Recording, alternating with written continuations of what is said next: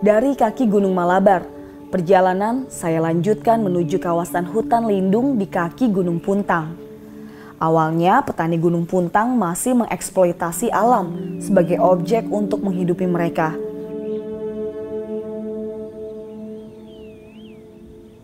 Kurangnya tanah garapan menyebabkan mereka harus menggarap tanah di dalam hutan lindung.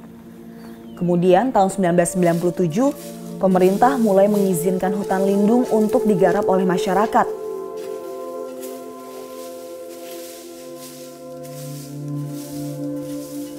Di Jawa Barat, umumnya lahan ini ditanami pohon kopi. Seiring waktu, kurangnya pengetahuan masyarakat tentang kopi menyebabkan ladang-ladang kopi ditelantarkan, tidak dirawat, dan terbengkalai.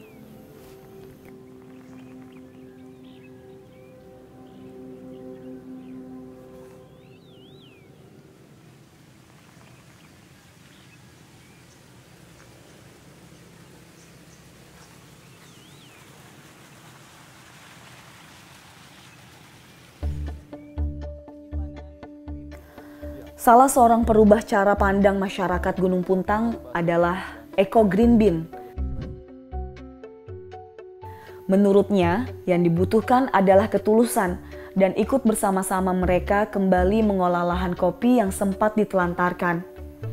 Dengan semangat konservasi, mengutamakan proses benar memperlakukan kopi, dari perawatan sampai pasca panen, juga memperhatikan lingkungan di mana tumbuh suburnya kopi-kopi masyarakat hingga menjadi specialty coffee.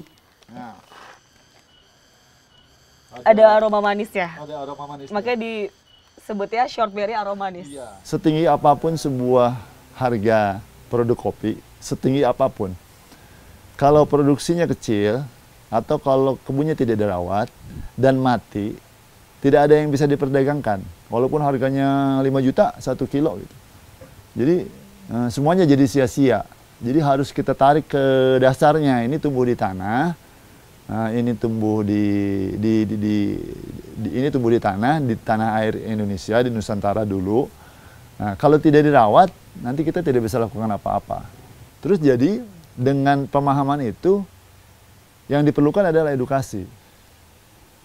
Kalau Classic Bean itu kan community base, jadi kita menjadi koperasi. Cuman kita base-nya community base, jadi kebun bukan punya kita.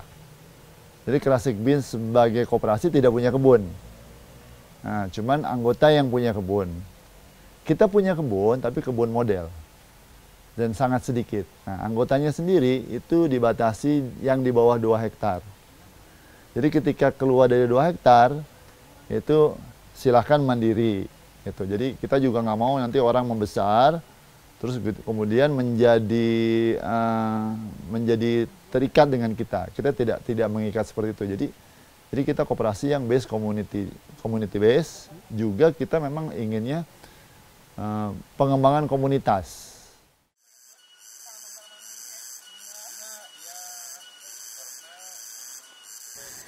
Perjalanan yang tidak sebentar untuk meyakinkan masyarakat petani. Menciptakan mereka menghulu dada menjaga dan merawat kopi-kopi mereka dengan pengetahuan yang benar dan ramah terhadap alam.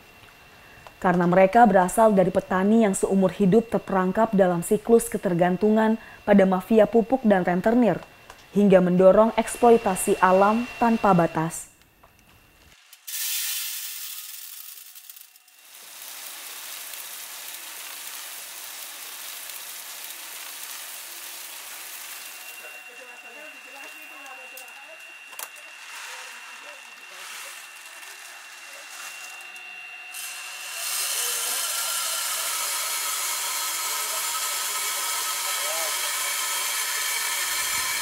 Secara umum, kualitas kopi Jawa Barat, baik Robusta maupun Arabica mempunyai cita rasa yang khas dan unik. Perbedaan tempat dan perbedaan pohon pelindung memberikan cita rasa yang berbeda pula. Sehingga penanaman kopi di wilayah Jawa Barat memiliki beragam cita rasa yang khas dan unik.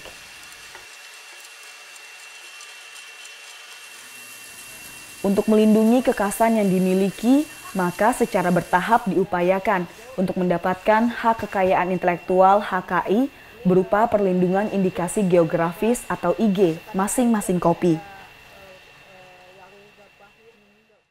bikin kopi yang bagus atau yang sehat, itu mustahil kalau kita nggak punya rumahnya yang baik. Ya, rumah kopi yang baik itu ekosistemnya. Lingkungannya yang baik, itu membuat kopinya jadi baik dan sehat. Nah, itu yang dilakukan terus-menerus. Makanya kan filosofi kita lakukan hal-hal kecil dengan tulus.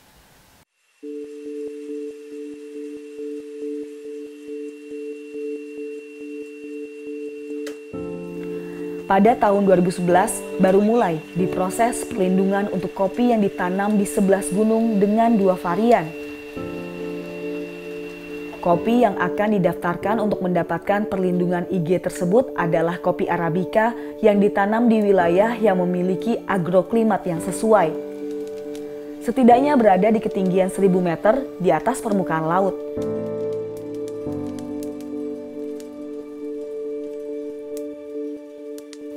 Proses panjang berhasil dilalui dan membuahkan hasil.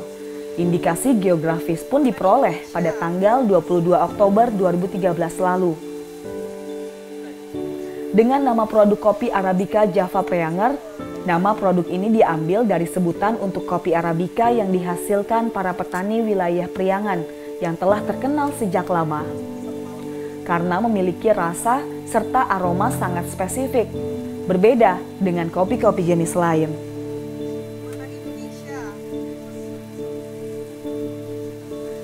Sementara kopi Jawa Barat yang belum tersertifikasi juga memiliki cita rasa dan aroma spesifik.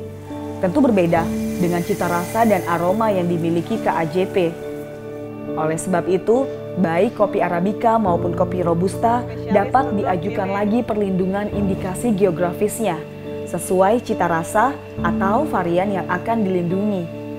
Dengan demikian, akan sangat dimungkinkan nantinya terdapat banyak indikasi geografis kopi di Jawa Barat.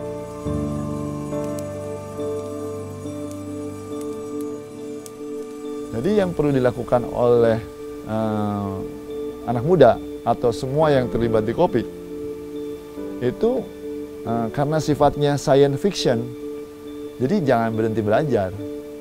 Karena nggak akan pernah habis ilmunya kopi. Nggak akan pernah habis.